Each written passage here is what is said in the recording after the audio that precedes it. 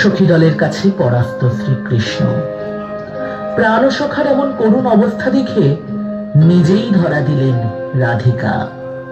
কোন অপূর্ব মায়া বলে শ্রাবণ রজনীতে দেখা দিল বসন্তের মাধুর্য।